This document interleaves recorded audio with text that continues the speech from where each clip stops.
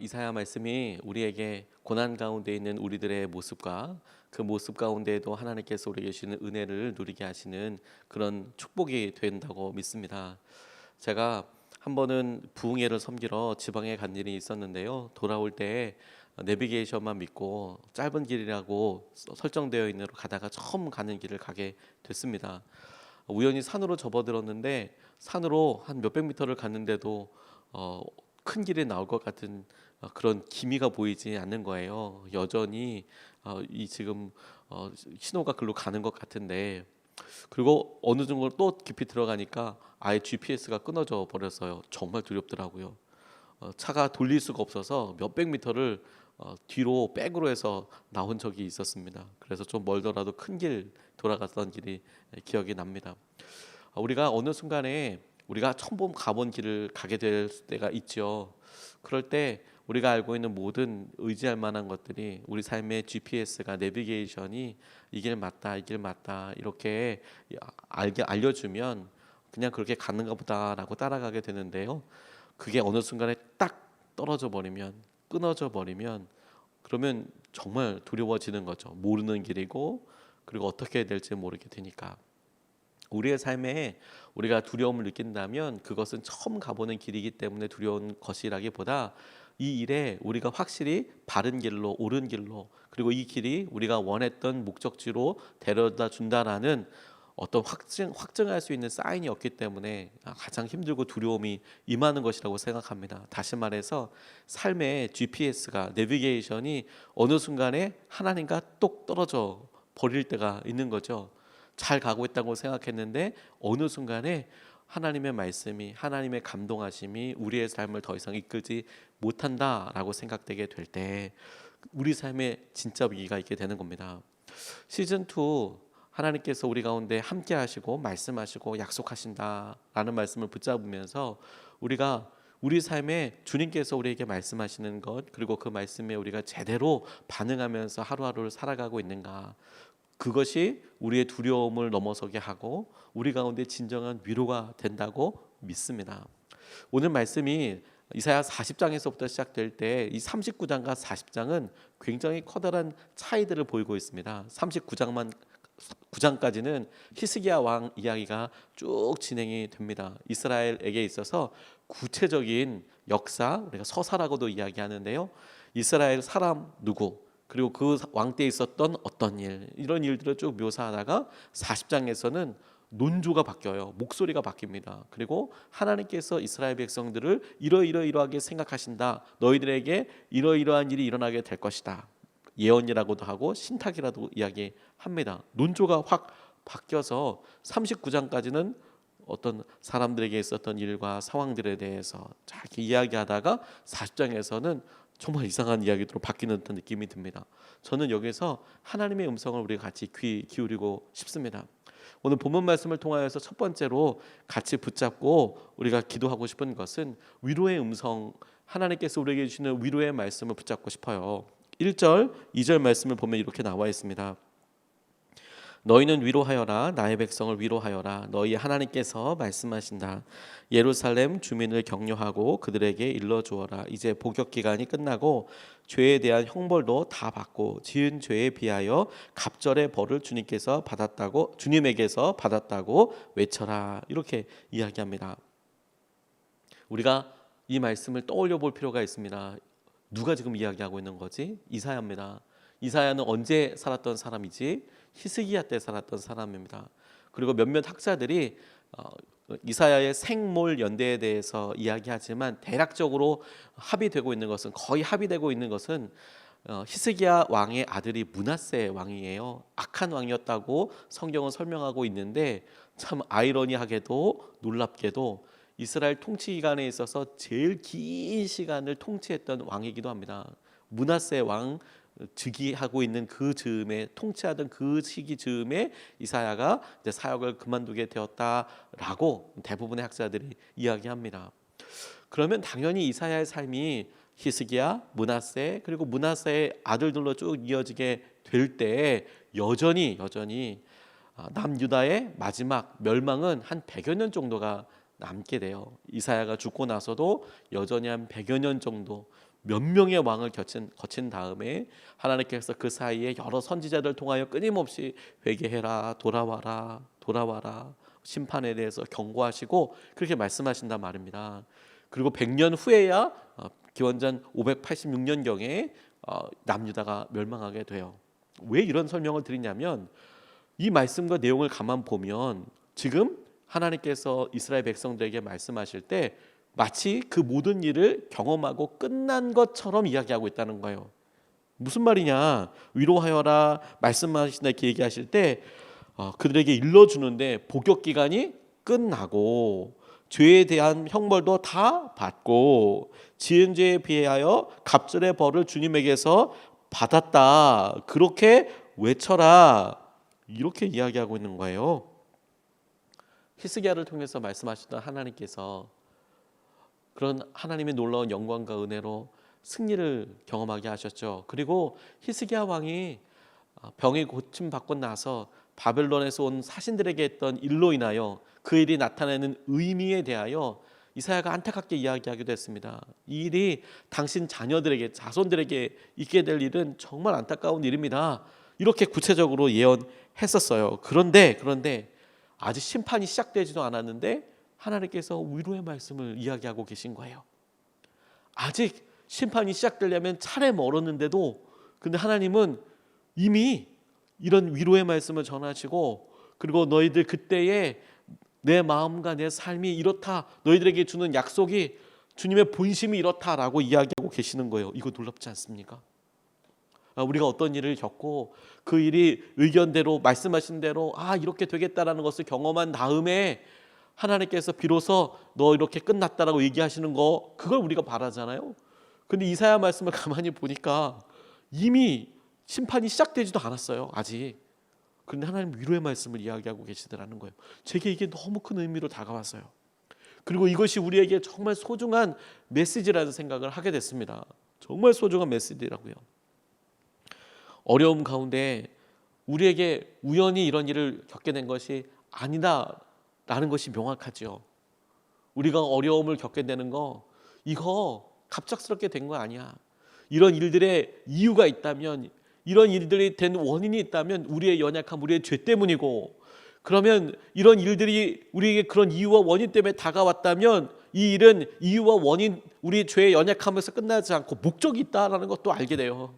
그 목적도 하나님께서 말씀에 말씀하신 대로 우리를 정결하게 하시고 하나님께 돌아오게 하시고 하나님을 붙잡게 하시고 하게 하시는 목적이 있는 거구나. 그것도 믿게 하여 주시고 뿐만 아니라 그 목적을 이루실 때에 하나님께서 이미 말씀하신 대로 이렇게 우리를 회복하여 주실 것이다. 이렇게 말씀하고 계시는 거예요.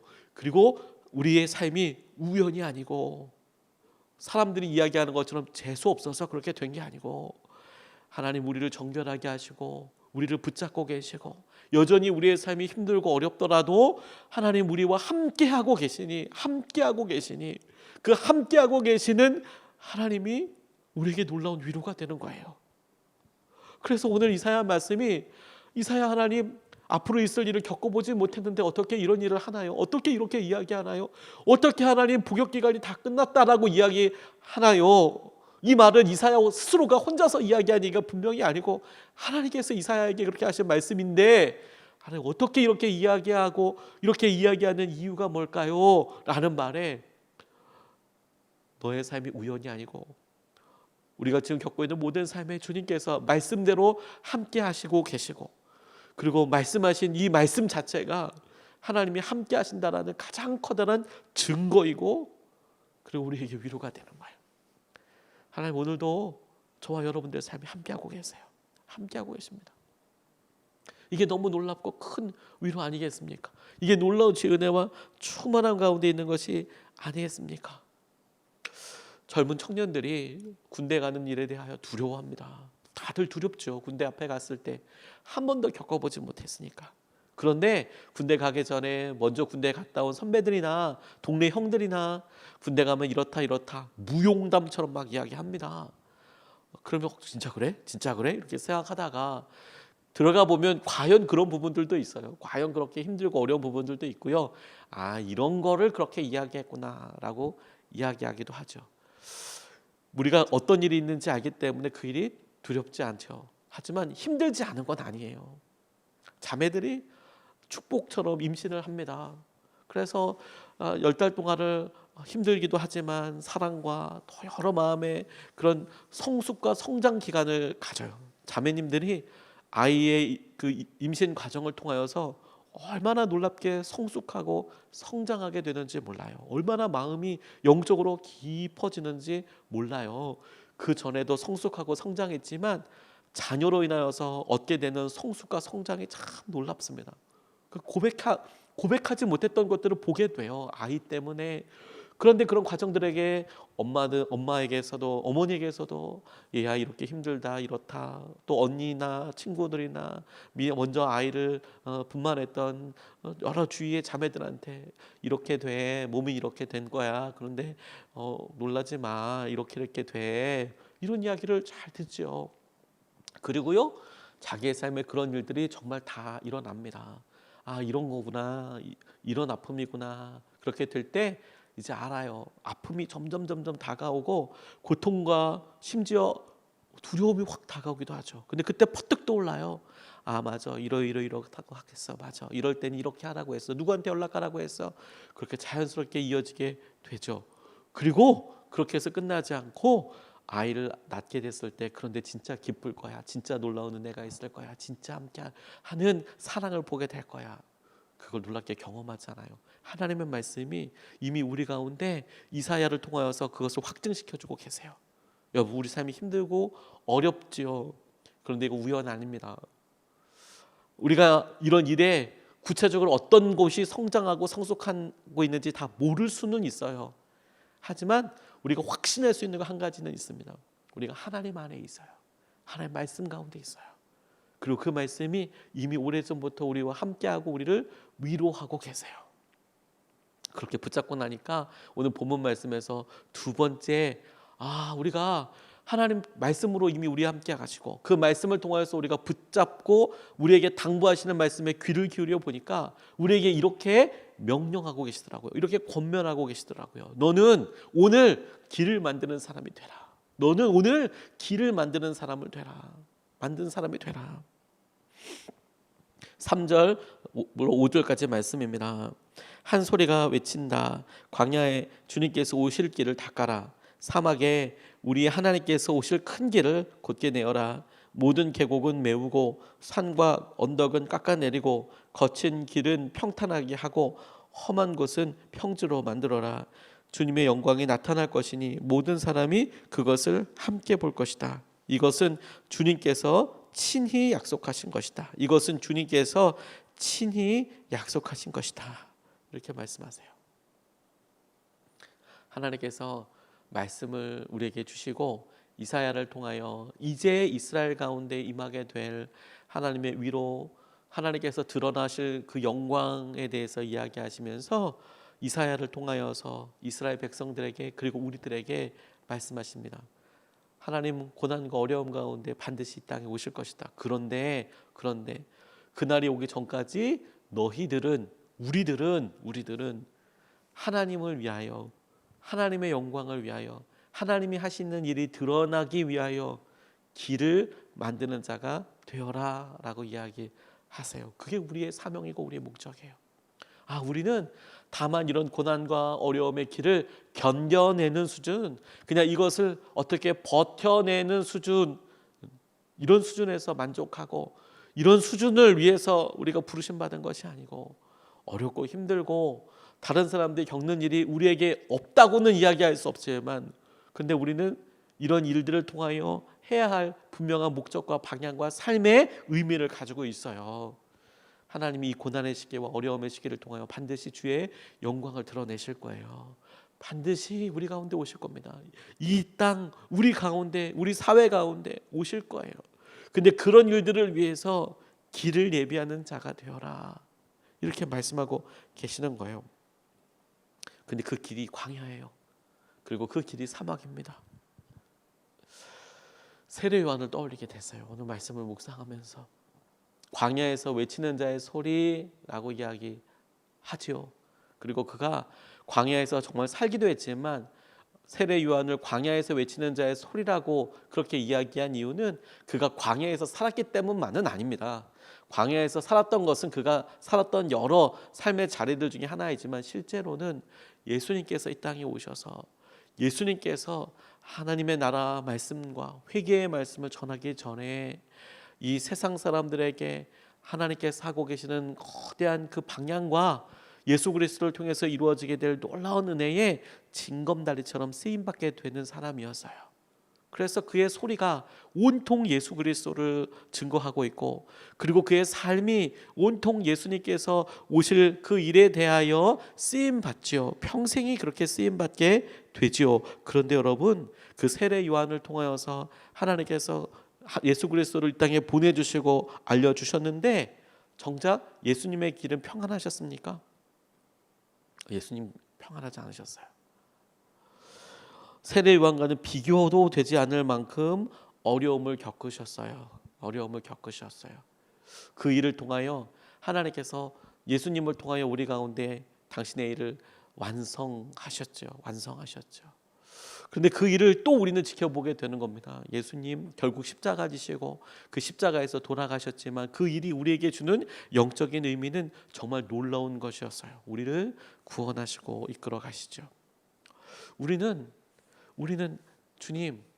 주님께서 말씀하신 대로 이 땅에 죄 은혜와 길이 오게 되기를 원합니다라고 간절히 구하는 사람으로 부르심 받았습니다. 그리고 주님께서 이 땅에서 당신의 일을 이루어 가실 때 그 일이 하나님의 영광이다라고 표현되어 있는 그 길이 우리가 생각하는 쉬운 길만은 아닐 수 있어요. 하지만 확실한 것은 그 일을 통하여 하나님께서 우리 가운데 약속하신 놀라운 역전의 은혜와 기쁨의 은혜와 충만함이 있게 될 것이라는 것에 대해서 우리가 믿지요. 믿습니다. 그렇게 믿습니다. 그것을 우리가 믿습니다. 지난 토요일에 저에게 오셨던 이효세 목사님이 책에서 이런 이야기 하시더라고요. 본인이 가장 어렵고 힘든 여러 일들 중에서 이제 마음이 제일 힘든데, 그 마음 힘들게 하는 여러 요소들 중에서 간혹 선배 목사님들이 이야기하시는 말들이 있으시다는 거예요. 그게 너무 힘들더래요. 무슨 얘기냐? 나이 어린 전도사가 이런 일 말고 진짜 사역을 해야지 왜 이런 일 하냐, 이런 이야기 들을 때요. 전도사님 목회를 하셔야 돼요. 우리도 젊을 때 그런 거 다 해봤는데 결국은 목회해요. 목회해야 해요. 이렇게 이야기할 때 너무너무 힘들더라는 거예요.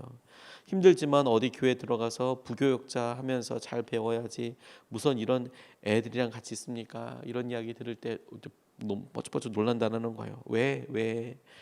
아직까지 여러 권면들 이렇게 듣다 보니까 본인이 생각했던 삶의 모습도 있잖아요. 그래서 예수 믿는다는 사람이 그런 애들이랑 만나고 다니면 되냐? 철없이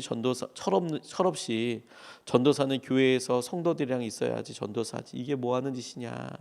그리고 전도사는 새벽기도 매일 해야 해. 이런 우리가 보통 알고 있는 이야기들이 이분에게 힘든 일이 된대요. 왜? 본인은 자기가 목회하고 있는 아이들은 밤새도록 술 먹고 돌아다니고 사고 칠 수도 있고 심지어 파출소에 잡혀 있기도 하고 패싸움이나 이런 일들에 연루가 되어서 부모님들에게 가서 혹은 그 피해자들의 부모님들에게 가서 빌어야 되는 상황들도 많이 있고, 그러니까 밤새도록 이렇게 술 먹는 거리 이런데 이제 본인과 관련되어 있는 아이들 이제 잡으러 다니는 거예요. 만나러 다니는 거예요. 어디 누가 술 먹고 엎어졌다 가서 있고, 어디 패싸움 났다 그럼 가서 그 하고, 그런데도 뭐 너무 그냥 쾌활하게 밥 사달라고 그러면 걔들은 밥 먹고 있고, 그런 일들을 하고 있는데 본인이 우리 교회는 그럼 과연 어디로 가고 있는가? 본인이 목회하고 있는 상황은 어디로 가고 있는가?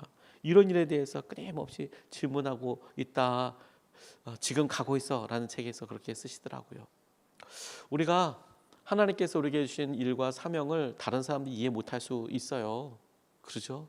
하나님께서 왜 그 일은 주님께서 우리에게 주시고 우리에게 말씀하신 대로 우리는 길을 만들고 있으니까요. 그게 만만치 않아 보입니다. 어떤 사람에게는 하나님 내게 주신 직장에서, 하나님 내게 주신 가정에서, 그 가정의 연약한 아이들 때문에, 하나님 이런 코로나19라는 상황들 때문에 겪게 되는 여러 안타까운 일들 때문에 우리가 겪게 되는 일들이 참 많죠. 그런데요, 그 일을 통해서 우리가 목적을 다시 봐요. 내가 이렇게 밤거리를 헤매는 이유는 하나님께서 그 아이들 사랑하시기 때문이고, 내가 보통 통념적인 내가 그냥 통념으로 그냥 그래 전통적으로 사역자라면 이런 일을 해야지 그 일을 포기하고 내가 하나님께서 주신 감동과 만남대로 일을 해야지 그렇게 하는 이유도 하나님께서 내게 주신 사명 때문이고, 우리 삶에도 그 사명이 펼쳐져 있는 거예요.